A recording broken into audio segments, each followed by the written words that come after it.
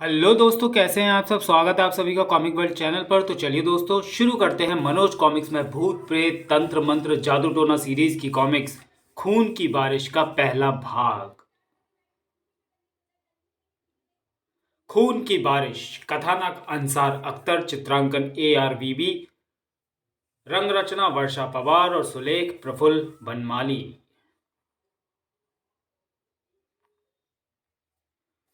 आधी रात का समय था।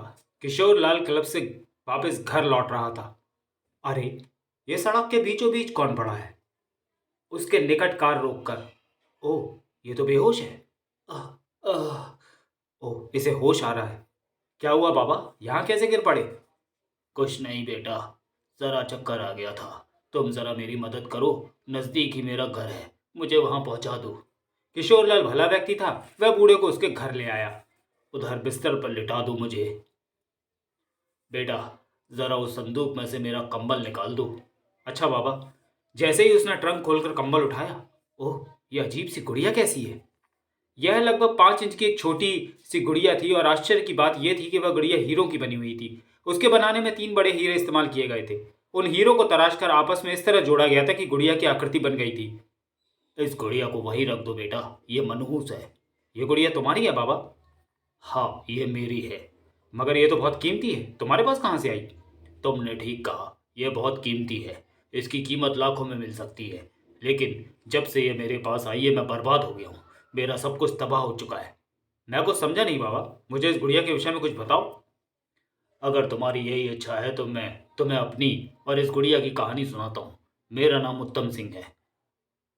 20 वर्ष पहले तक मैं एक संपन्न परिवार का सदस्य था। हम 3 भाई थे, जिसमें मैं सबसे छोटा था। गांव में हमारी खेती बाड़ी थी, लेकिन मैं पढ़ने के लिए शहर चला आया था।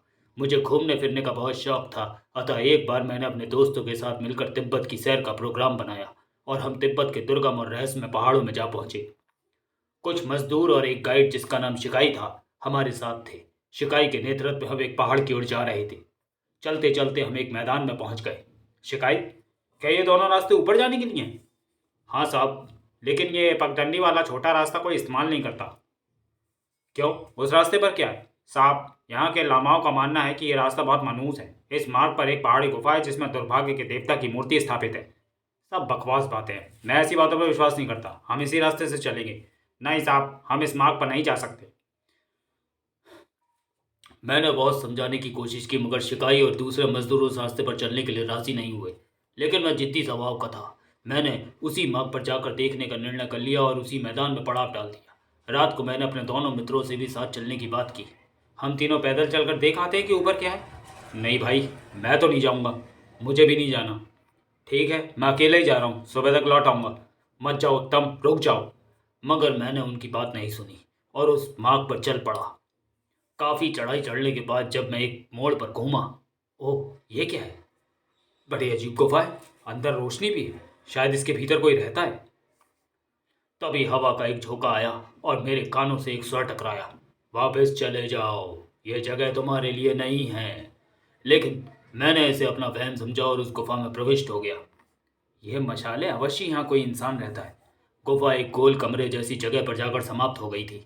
ओह, मूर्ति। लेकिन वहां कोई नहीं था। मूर्ति को निकट से देखने के लिए मैं उसकी ओर बढ़ा। शिकाई शायद इसी मूर्ति को दुर्भाग्य का देवता कह रहा था।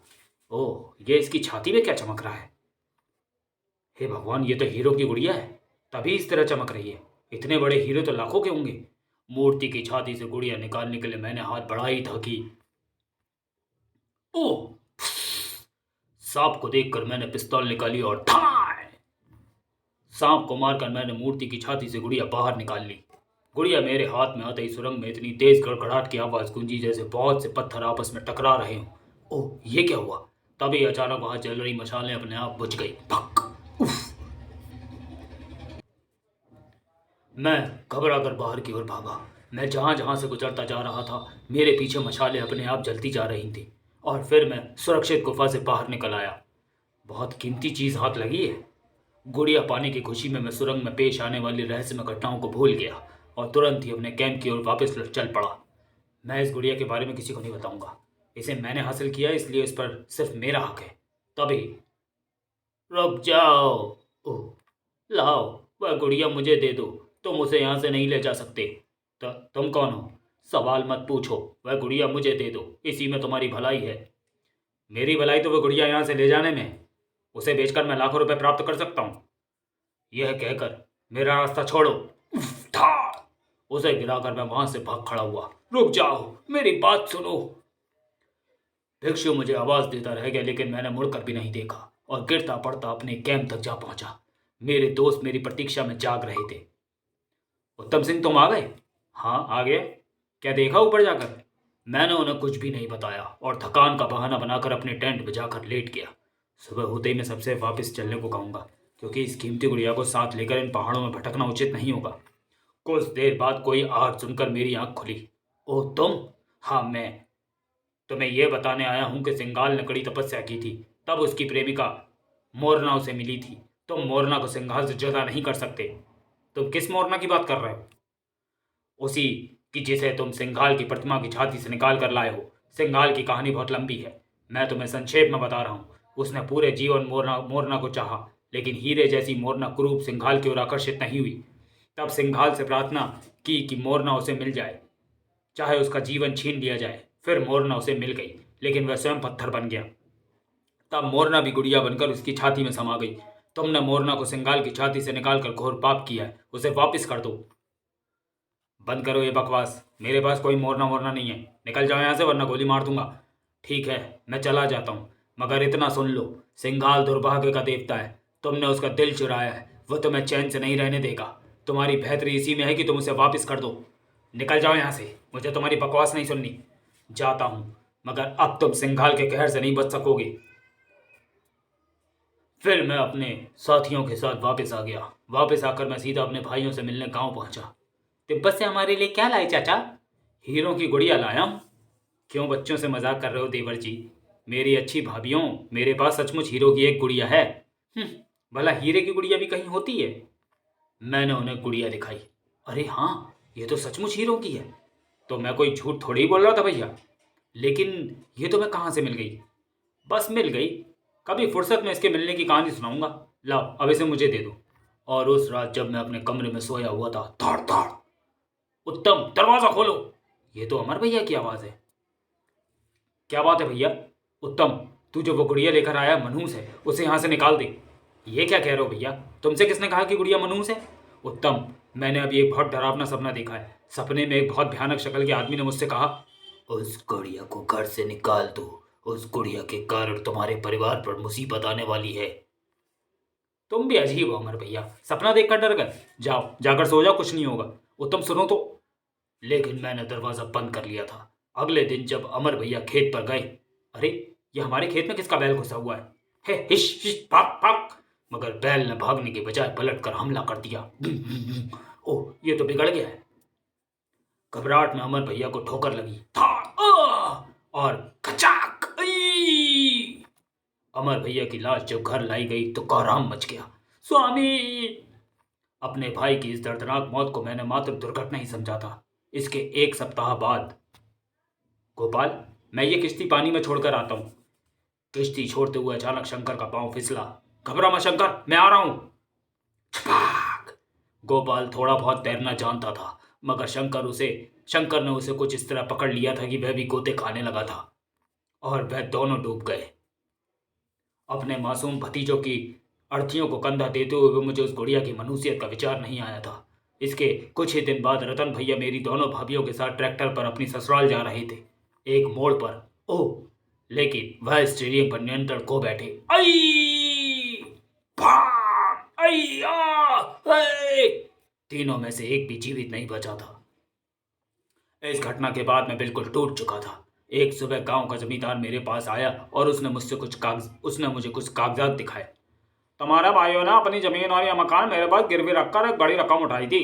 अब वह दोनों तो रहे नहीं, या तो तुम मेरा कर्जा चुका दो या फिर जमीन और मकान का कब्जा मुझे दे दो।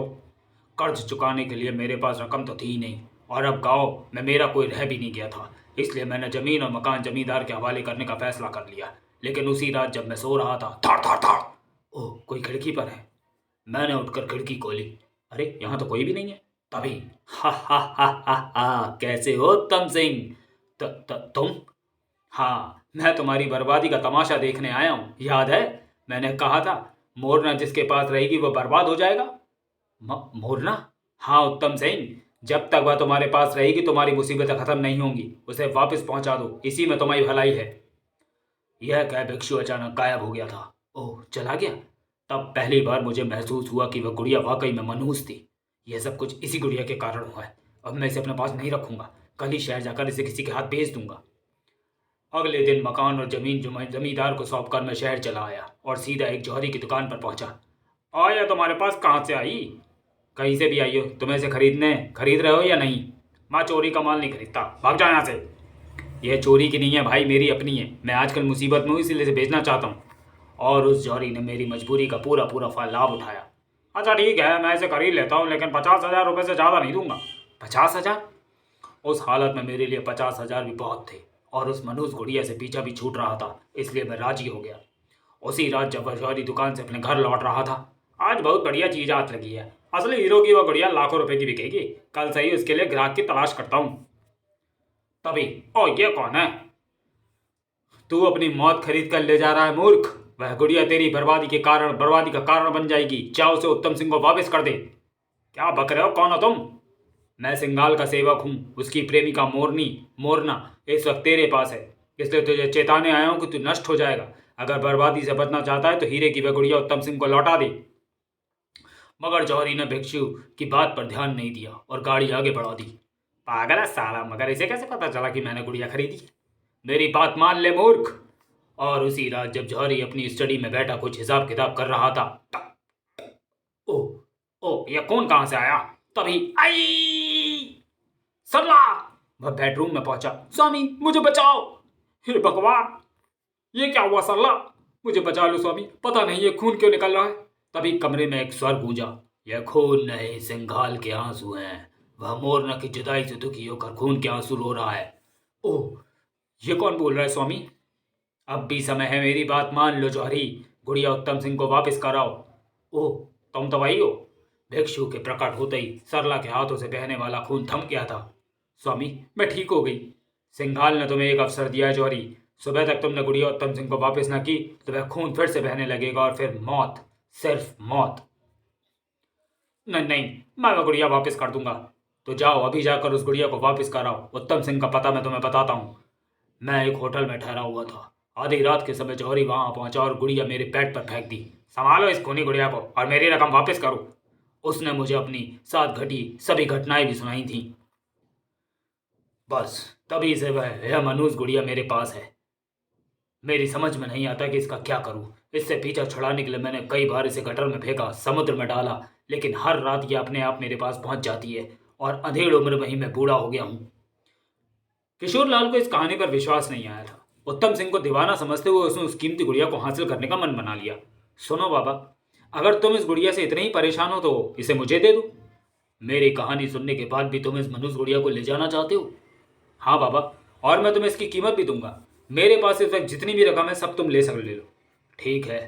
किशोर लाल ने अपनी जेब खाली कर दी और गुड़िया लेकर रवाना हो गया। वह बूढ़ा सचमुच पागल था। कहीं से उसके हाथ ये गुड़िया लग गई होगी और दीवानेपन में उसने इसे मनुष्य समझ लिया। खैर जो भी है, अब ये गुड़िया मेरी है, मैं इसे बेचकर तगड़ा धन कमाऊंगा। तभी तुम बहुत बड़ी मूर्ख तुम बहुत बड़े मूर्ख हो किशोर लाल। आए कौन हो तुम? तुमने मुझे नहीं पहचाना? मैं दुर्भाग्य के देवता सिंघाल का सेवक हूँ। उत्तम सिंह ने तुम्हें मेरे विषय में बताया था ना? ओह, तो वह बूढ़ा सच कह रहा है। हाँ, और सच जानकर भी तुमने सिंघाल की प्रेमिका पर बुरी नजर डाली। तुम्हें इसकी सजा मिलेगी। फिर भिक्षु ने अपने हाथ इस तरह आगे बढ़ाए जैसे किशोर लाल का गला पकड़ना चाहता हो। नहीं। राजकुमार नामक एक व्यक्ति अपनी कार में वहां से गुजर रहा था। ओह, एक्सीडेंट हुआ है। वह कार के निकट पहुंचा। उफ, ये तो खत्म हो गया। ओह, ये क्या चीज है? हे भगवान, ये तो हीरे हैं। आहा, हीरों की गुड़िया। अगले ही पल उसके मन में लालच ने सिर उभारा और गुड़िया जेब में रखकर वह अपनी कार की ओर चल दिया। यहां से जल्दी निकल लेता हूं। भीतर बैठने के लिए जैसे ही उसने दरवाजा खोला, बचाओ, सांप सांप। तू चोरी करके भाग रहा था इसलिए सांप तेरा पीछा कर रहा है। तूने जो चीज चुराई है, क्या तुझे उसकी अपने प्राण से भी अधिक आवश्यकता है? क्या कह रहे हो तुम? क्या चुराया मैंने?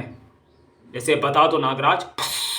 अगले ही पल कोबरा उछला और अब बोल, तूने चोरी की है या नहीं? हाँ, मुझे उस सांप से बचाओ। मैं ये वह गुड़िया वापस कर दूंगा। इसे छोड़ दो नागराज। ओह, फिर वह सांप न जाने कहाँ गायब हो गया था। अब मेरी बात ध्यान से सुनो। यहाँ निकट में उत्तम सिंह नामक एक व्यक्ति रहता है। मैं तुझे उसका पूरा पता बता देता हूँ। तेरे पास जो गुड़िया है वह अभी जाकर उसे दिया। ठीक है। राजकुमार उसी समय उत्तम सिंह के घर जा पहुंचा। ये गुड़िया संभालो। ओह, ये तुम्हारे पास कहाँ से आई? यह गुड़िया जिस व्यक्ति के पास थी वह कार एक्सीडेंट में मर गया है। गुड़िया मुझे मिली, मगर तुरंत ही मेरे साथ कुछ रहस्यमय घटनाएं घटी और फिर एक बौद्ध भिक्षु ने प्रकट होकर मुझे आदेश दिया कि मैं ये गुड़िया तुम्हारे पास पहुंचा दूं। गुड़िया उत्तम सिंह के हवाले करके राजकुमार वहां से चला गया। उत्तम सिंह भीतर आकर चारपाई पर बैठकर रोने लगा। मेरी मुसीबत फिर वापस लौट आई है। शायद ये जीते जी मेरा पीछा नहीं छोड़ेगी। अब तो इससे छुटकारा पाने का सिर्फ एक ही रास्ता रह गया है। गुड़िया उसने तकिए के नीचे रख दी और एक रस्सी उठा लाया। मौत ही मुझे इस मनहूस गुड़िया से मुक्ति दिला सकती है। अगली सुबह ओह, कुछ ही देर में पी पी पी। घर की तलाशी लेते हुए जैसे ही इंस्पेक्टर ने चारपाई पर रखा तकिया हटाया, अरे ये क्या है? इंस्पेक्टर तुरंत ही समझ गया था कि यह कोई अमूल्य चीज थी। उसने चुपके से गुड़िया अपनी जेब में रख ली। दोपहर को घर आकर इंस्पेक्टर विक्रम सिंह ने गुड़िया को अपनी जेब से निकाला। इतनी कीमती चीज उस बूढ़े के घर में कहां से आई होगी? ये तो लाखों का माल है। अगर इसे हिंदुस्तान से बाहर ले जाकर बेचा जाए तो फारे न्यारे हो जाएंगे। हांगकांग में इसकी अच्छी कीमत मिल सकती है। अगले दिन ही इंस्पेक्टर विक्रम ने नौकरी से छुट्टी ले ली और हांगकांग के लिए रवाना हो गया। उस रहस्यमय भिक्षु ने विक्रम सिंह के विमान को उड़ते देखा और मुस्कुरा पड़ा। मोरना ने अपनी वापसी की यात्रा आरंभ कर दी है। हांगकांग पहुंचकर विक्रम सिंह वहां के एक अपराधी चांग से मिला। मेरे पास हीरो की बनी एक गुड़िया है जिसे मैं बेचना चाहता हूँ। गुड़िया दिखाओ। गुड़िया देखकर चांग की आंखें फैल गई। ओह, बहुत शानदार चीज है। क्या कीमत चाहते हो? 5 लाख अमेरिकन डॉलर। यह तो बहुत ज्यादा है। मैं 1 लाख दे सकता हूँ। तुमसे सौदा नहीं पटेगा। और विक्रम सिंह वापस चल दिया। उसके बाहर जाते ही चांग ने टेलीफोन उठाकर किसी को आदेश दिया। एक हिंदुस्तानी अभी अभी मेरे घर से बाहर निकला है। उसके पास एक कीमती गुड़िया है। उसे घेर कर गुड़िया छीन लो। Okay boss. विक्रम सिंह एक गली से गुजर रहा था कि ओह, वह गुड़िया निकालो। ओह, ये गुंडे चांग ने भेजे हैं। विक्रम सिंह खूब लड़ना जानता था। आ ता आई याहू आ था था। विक्रम सिंह ने उन दोनों में से एक गुंडे को पकड़कर उठा उसे उसी के साथियों पर उछाल दिया। फिर उसने पलटकर भागना चाहा, लेकिन खचाक, मर गया साला। कुछ देर के बाद वह गुड़िया चांग के हाथों में थी। हा हा हा, 5 लाख डॉलर मांग रहा था साला। अगले दिन चांग ने वह गुड़िया प्राचीन कलाकृतियों के एक दलाल को दिखाई। वानियो, देखो क्या शानदार चीज लाया, उसे बिकवा दो। सचमुच शानदार है, लेकिन इसका ग्राहक आसानी से नहीं मिलेगा। क्यों नहीं मिलेगा? इतनी महंगी चीज खरीदना हर किसी के बस का रोग नहीं है। मैं तुम्हारी ये गुड़िया बिकवा सकता हूँ, लेकिन इसके लिए हमें शिंगयांग जाना होगा। शिंगयांग? वह तो तिब्बत में है। हाँ, वही एक व्यापारी रहता है जो प्राचीन कलाकृतियों की मुंह मांगी कीमत देता है। अगर तुम कहो तो मैं यात्रा का प्रबंध करूँ।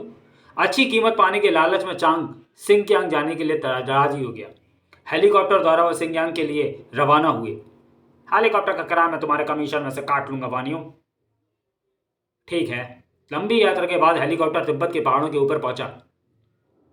तिब्बत के ये पहाड़ सारी दुनिया में प्रसिद्ध हैं। हाँ, इन पहाड़ों से सैकड़ों रहस्यमय कहानियां जुड़ी हुई हैं। हम कब तक शिंगयांग पहुंच जाएंगे? तुम नहीं, वहां सिर्फ मैं पहुंचूंगा। लाओ, वह गुड़िया मुझे दे दो। वांचो, क्या तुम पागल हो गए हो? गुड़िया निकालो वरना शूट कर दूंगा। अच्छा, दे रहा हूं। फिर अचानक चांग ने उसके रिवॉल्वर पर हाथ डाल दिया। कमीने! ओह! दोनों ही पिस्तौल के लिए संघर्ष कर रहे थे। ओह उफ! अचानक पायलट के मरते ही हेलीकॉप्टर बेकाबू हो गया। ओह आई! फिर वह एक ऊंचे पहाड़ की चोटी से जा टकराया। हेलीकॉप्टर का मलबा सिंगाल की गुफा के बाहर आकर गिरा था। चांग की जेब से वह गुड़िया भी निकलकर बाहर आ गिरी थी। तभी गुफा के मुहाने से वह भिक्षु बाहर आया। ओह, मोरना लौट आई है। गुड़िया उठाकर वह गुफा के भीतर ले आया और उसे सिंगाल की छाती में स्थापित कर दिया। मोरना वापस आ गई है सिंगाल, तेरा प्रेम अमर है। मोरना को तुमसे कोई अलग नहीं कर सकता। समाप्त। तो चलिए दोस्तों, वीडियो को यहीं समाप्त करते हैं और मिलते हैं मनोज कॉमिक्स की किसी अगले कॉमिक्स में अगले वीडियो में। तब तक के लिए धन्यवाद।